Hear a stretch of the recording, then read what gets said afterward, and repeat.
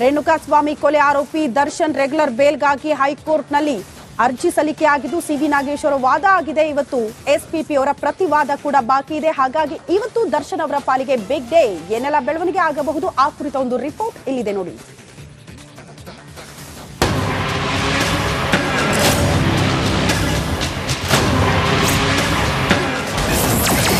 ಇಂದು ಕೊಲೆ ಆರೋಪಿ Darshan operation climax. ಕೋರ್ಟ್ಗೆ ಒಡೆಯನ ಹೆಲ್ತ್ ರಿಪೋರ್ಟ್ ಸಲ್ಲಿಕೆ ಸಾಧ್ಯತೆ. ದರ್ಶನ್ ರೇಣುಕಾಸ್ವಾಮಿ ಕೊಲೆ ಪ್ರಕರಣದ A2 ಬೆನ್ನು ನೋವಿನ ಕಾರಣದಿಂದ ಮಧ್ಯಂತರ ಜಾಮೀನು ಪಡೆದು ಬಂದಿರುವ ಚಕ್ರವರ್ತಿಗೆ ಸಂಕಷ್ಟ ಎದುರಾಗಿದೆ. ಜೈಲಿನಿಂದ ತುರ್ತು ಆಪರೇಷನ್ ಆಗಬೇಕು, ಬಂದವನಿಗೆ ಇದುವರೆಗೂ ಆಪರೇಷನ್ ಮಾಡಿಲ್ಲ. ಮೊನ್ನೆ ದರ್ಶನ್ ಪರ ವಕೀಲ ಸಿವಿ ನಾಗೇಶ್ ವಾದ ಮಂಡಿಸಿದ್ರು.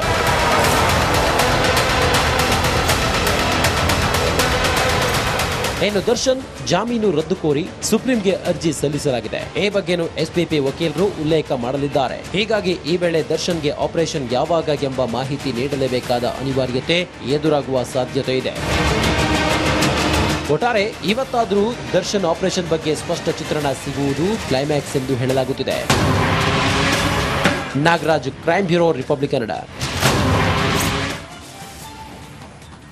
ಮಧ್ಯಂತರ ಬೇಲ್ ಮೇಲೆ ನಟ ದರ್ಶನ್ ಅವರು ಹೊರಗಡೆ ಇರೋದು, ಅದು ಕೂಡ ಬೆನ್ನು ನೋವಿನ ಸಮಸ್ಯೆ ಹೇಳಿದ್ರು. ತತ್ಕ್ಷಣಕ್ಕೆ ಸರ್ಜರಿ ಆಗಲೇಬೇಕು ಅಂತ ಹೇಳಿದ್ರು. ಬಟ್ ಇಲ್ಲಿ ತನಕ ಸರ್ಜರಿ ಆಗಲೇ ಇಲ್ಲ.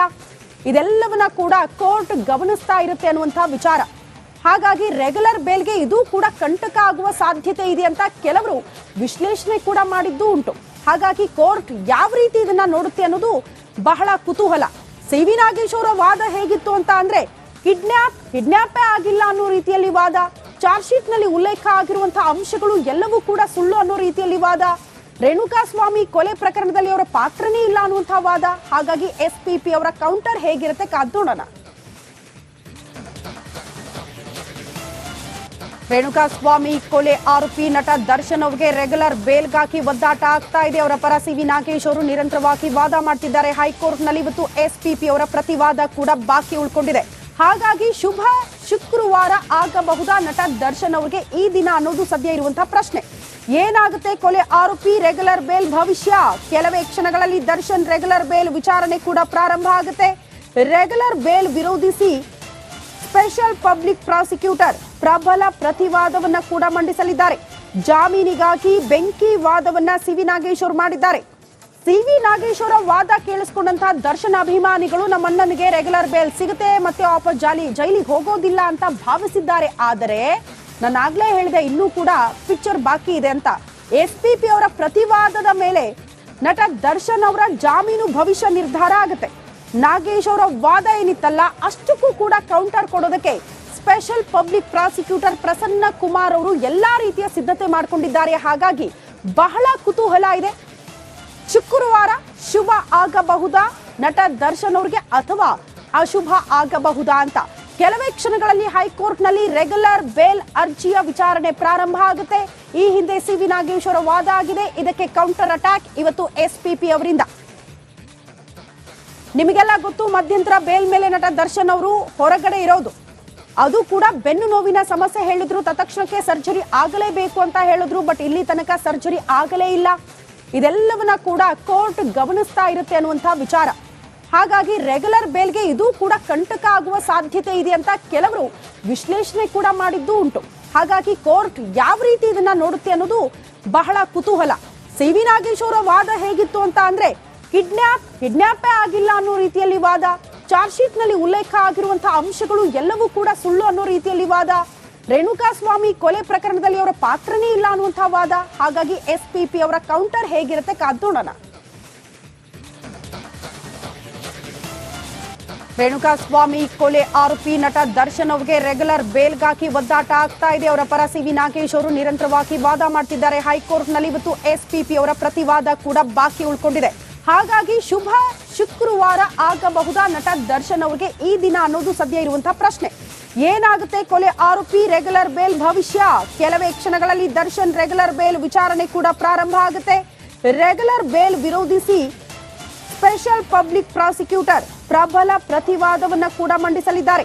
ಜಾಮೀನಿಗಾಗಿ ಬೆಂಕಿ ವಾದವನ್ನ ಸಿವಿ ನಾಗೇಶ್ ಅವರು ಮಾಡಿದ್ದಾರೆ. ಸಿ.ವಿ. ನಾಗೇಶ್ ಅವರ ವಾದ ಕೇಳಿಸ್ಕೊಂಡಂತಹ ದರ್ಶನ್ ಅಭಿಮಾನಿಗಳು ನಮ್ಮ ಅಣ್ಣನಿಗೆ ರೆಗ್ಯುಲರ್ ಬೇಲ್ ಸಿಗುತ್ತೆ ಮತ್ತೆ ವಾಪಸ್ ಜೈಲಿಗೆ ಹೋಗೋದಿಲ್ಲ ಅಂತ ಭಾವಿಸಿದ್ದಾರೆ. ಆದರೆ ನಾನು ಆಗ್ಲೇ ಹೇಳಿದೆ, ಇನ್ನೂ ಕೂಡ ಪಿಕ್ಚರ್ ಬಾಕಿ ಇದೆ ಅಂತ. SPP ಅವರ ಪ್ರತಿವಾದದ ಮೇಲೆ ನಟ ದರ್ಶನ್ ಅವರ ಜಾಮೀನು ಭವಿಷ್ಯ ನಿರ್ಧಾರ ಆಗುತ್ತೆ. ನಾಗೇಶ್ ಅವರ ವಾದ ಏನಿತ್ತಲ್ಲ ಅಷ್ಟಕ್ಕೂ ಕೂಡ ಕೌಂಟರ್ ಕೊಡೋದಕ್ಕೆ special public prosecutor Prasanna Kumar ಅವರು ಎಲ್ಲಾ ರೀತಿಯ ಸಿದ್ಧತೆ ಮಾಡಿಕೊಂಡಿದ್ದಾರೆ. ಹಾಗಾಗಿ ಬಹಳ ಕುತೂಹಲ ಇದೆ. ಶುಕ್ರವಾರ ಶುಭ ಆಗಬಹುದಾ ನಟ ದರ್ಶನ್ ಅವ್ರಿಗೆ ಅಥವಾ ಅಶುಭ ಆಗಬಹುದಾ ಅಂತ. ಕೆಲವೇ ಕ್ಷಣಗಳಲ್ಲಿ ಹೈಕೋರ್ಟ್ನಲ್ಲಿ ರೆಗ್ಯುಲರ್ ಬೇಲ್ ಅರ್ಜಿಯ ವಿಚಾರಣೆ ಪ್ರಾರಂಭ ಆಗುತ್ತೆ. ಈ ಹಿಂದೆ ಸಿ.ವಿ. ನಾಗೇಶ್ ಅವರ ವಾದ ಆಗಿದೆ. ಇದಕ್ಕೆ ಕೌಂಟರ್ ಅಟ್ಯಾಕ್ ಇವತ್ತು SPP ಅವರಿಂದ.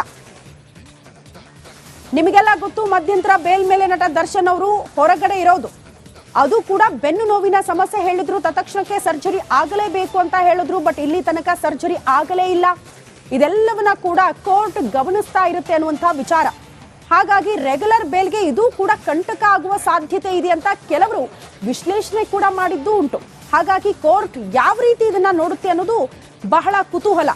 ಸಿ.ವಿ. ನಾಗೇಶ್ ಅವರ ವಾದ ಹೇಗಿತ್ತು ಅಂತ ಅಂದ್ರೆ, ಕಿಡ್ನಾಪೇ ಆಗಿಲ್ಲ ಅನ್ನೋ ರೀತಿಯಲ್ಲಿ ವಾದ, ಚಾರ್ಜ್ ಶೀಟ್ ನಲ್ಲಿ ಉಲ್ಲೇಖ ಆಗಿರುವಂತಹ ಅಂಶಗಳು ಎಲ್ಲವೂ ಕೂಡ ಸುಳ್ಳು ಅನ್ನೋ ರೀತಿಯಲ್ಲಿ ವಾದ, ರೇಣುಕಾಸ್ವಾಮಿ ಕೊಲೆ ಪ್ರಕರಣದಲ್ಲಿ ಅವರ ಪಾತ್ರನೇ ಇಲ್ಲ ಅನ್ನುವಂತಹ ವಾದ. ಹಾಗಾಗಿ SPP ಅವರ ಕೌಂಟರ್ ಹೇಗಿರುತ್ತೆ ಕಾದ್ ನೋಡೋಣ. ರೇಣುಕಾಸ್ವಾಮಿ ಕೊಲೆ ಆರೋಪಿ ನಟ ದರ್ಶನ್ ಅವರಿಗೆ ರೆಗ್ಯುಲರ್ ಬೇಲ್ಗಾಗಿ ಒದ್ದಾಟ ಆಗ್ತಾ ಇದೆ. ಅವರ ಪರ ಸಿ.ವಿ. ನಾಗೇಶ್ ಅವರು ನಿರಂತರವಾಗಿ ವಾದ ಮಾಡ್ತಿದ್ದಾರೆ. ಹೈಕೋರ್ಟ್ ನಲ್ಲಿ ಇವತ್ತು SPP ಅವರ ಪ್ರತಿವಾದ ಕೂಡ ಬಾಕಿ ಉಳ್ಕೊಂಡಿದೆ. ಹಾಗಾಗಿ ಶುಕ್ರವಾರ ಆಗಬಹುದಾ ನಟ ದರ್ಶನ್ ಅವರಿಗೆ ಈ ದಿನ ಅನ್ನೋದು ಸದ್ಯ ಇರುವಂತಹ ಪ್ರಶ್ನೆ. ಏನಾಗುತ್ತೆ ಕೊಲೆ ಆರೋಪಿ ರೆಗ್ಯುಲರ್ ಬೇಲ್ ಭವಿಷ್ಯ? ಕೆಲವೇ ಕ್ಷಣಗಳಲ್ಲಿ ದರ್ಶನ್ ರೆಗ್ಯುಲರ್ ಬೇಲ್ ವಿಚಾರಣೆ ಕೂಡ ಪ್ರಾರಂಭ ಆಗುತ್ತೆ. ರೆಗ್ಯುಲರ್ ಬೇಲ್ ವಿರೋಧಿಸಿ ಸ್ಪೆಷಲ್ ಪಬ್ಲಿಕ್ ಪ್ರಾಸಿಕ್ಯೂಟರ್ ಪ್ರಬಲ ಪ್ರತಿವಾದವನ್ನ ಕೂಡ ಮಂಡಿಸಲಿದ್ದಾರೆ. ಜಾಮೀನಿಗಾಗಿ ಬೆಂಕಿ ವಾದವನ್ನ ಸಿ.ವಿ. ನಾಗೇಶ್ ಅವರು ಮಾಡಿದ್ದಾರೆ. ಸಿ.ವಿ. ನಾಗೇಶ್ ಅವರ ವಾದ ಕೇಳಿಸ್ಕೊಂಡಂತಹ ದರ್ಶನ್ ಅಭಿಮಾನಿಗಳು ನಮ್ಮ ಅಣ್ಣನಿಗೆ ರೆಗ್ಯುಲರ್ ಬೇಲ್ ಸಿಗುತ್ತೆ ಮತ್ತೆ ವಾಪಸ್ ಜೈಲಿಗೆ ಹೋಗೋದಿಲ್ಲ ಅಂತ ಭಾವಿಸಿದ್ದಾರೆ. ಆದರೆ ನಾನು ಆಗ್ಲೇ ಹೇಳಿದೆ, ಇನ್ನೂ ಕೂಡ ಪಿಕ್ಚರ್ ಬಾಕಿ ಇದೆ ಅಂತ. SPP ಅವರ ಪ್ರತಿವಾದದ ಮೇಲೆ ನಟ ದರ್ಶನ್ ಅವರ ಜಾಮೀನು ಭವಿಷ್ಯ ನಿರ್ಧಾರ ಆಗುತ್ತೆ. ನಾಗೇಶ್ ಅವರ ವಾದ ಏನಿತ್ತಲ್ಲ ಅಷ್ಟಕ್ಕೂ ಕೂಡ ಕೌಂಟರ್ ಕೊಡೋದಕ್ಕೆ special public prosecutor Prasanna Kumar ಅವರು ಎಲ್ಲಾ ರೀತಿಯ ಸಿದ್ಧತೆ ಮಾಡಿಕೊಂಡಿದ್ದಾರೆ. ಹಾಗಾಗಿ ಬಹಳ ಕುತೂಹಲ ಇದೆ. ಶುಕ್ರವಾರ ಶುಭ ಆಗಬಹುದಾ ನಟ ದರ್ಶನ್ ಅವ್ರಿಗೆ ಅಥವಾ ಅಶುಭ ಆಗಬಹುದಾ ಅಂತ. ಕೆಲವೇ ಕ್ಷಣಗಳಲ್ಲಿ ಹೈಕೋರ್ಟ್ನಲ್ಲಿ ರೆಗ್ಯುಲರ್ ಬೇಲ್ ಅರ್ಜಿಯ ವಿಚಾರಣೆ ಪ್ರಾರಂಭ ಆಗುತ್ತೆ. ಈ ಹಿಂದೆ ಸಿ.ವಿ. ನಾಗೇಶ್ ಅವರ ವಾದ ಆಗಿದೆ. ಇದಕ್ಕೆ ಕೌಂಟರ್ ಅಟ್ಯಾಕ್ ಇವತ್ತು SPP ಅವರಿಂದ. ನಿಮಗೆಲ್ಲ ಗೊತ್ತು, ಮಧ್ಯಂತರ ಬೇಲ್ ಮೇಲೆ ನಟ ದರ್ಶನ್ ಅವರು ಹೊರಗಡೆ ಇರೋದು.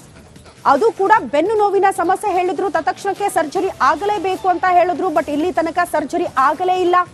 ಇದೆಲ್ಲವನ್ನ ಕೂಡ ಕೋರ್ಟ್ ಗಮನಿಸ್ತಾ ಇರುತ್ತೆ ಅನ್ನುವಂತಹ ವಿಚಾರ.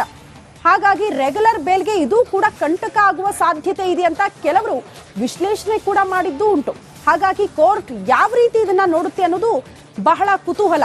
ಸಿ.ವಿ. ನಾಗೇಶ್ ಅವರ ವಾದ ಹೇಗಿತ್ತು ಅಂತ ಅಂದ್ರೆ, ಕಿಡ್ನಾಪೇ ಆಗಿಲ್ಲ ಅನ್ನೋ ರೀತಿಯಲ್ಲಿ ವಾದ, ಚಾರ್ಜ್ ಶೀಟ್ ನಲ್ಲಿ ಉಲ್ಲೇಖ ಆಗಿರುವಂತಹ ಅಂಶಗಳು ಎಲ್ಲವೂ ಕೂಡ ಸುಳ್ಳು ಅನ್ನೋ ರೀತಿಯಲ್ಲಿ ವಾದ, ರೇಣುಕಾಸ್ವಾಮಿ ಕೊಲೆ ಪ್ರಕರಣದಲ್ಲಿ ಅವರ ಪಾತ್ರನೇ ಇಲ್ಲ ಅನ್ನುವಂತಹ ವಾದ. ಹಾಗಾಗಿ SPP ಅವರ ಕೌಂಟರ್ ಹೇಗಿರುತ್ತೆ ಕಾದ್ ನೋಡೋಣ.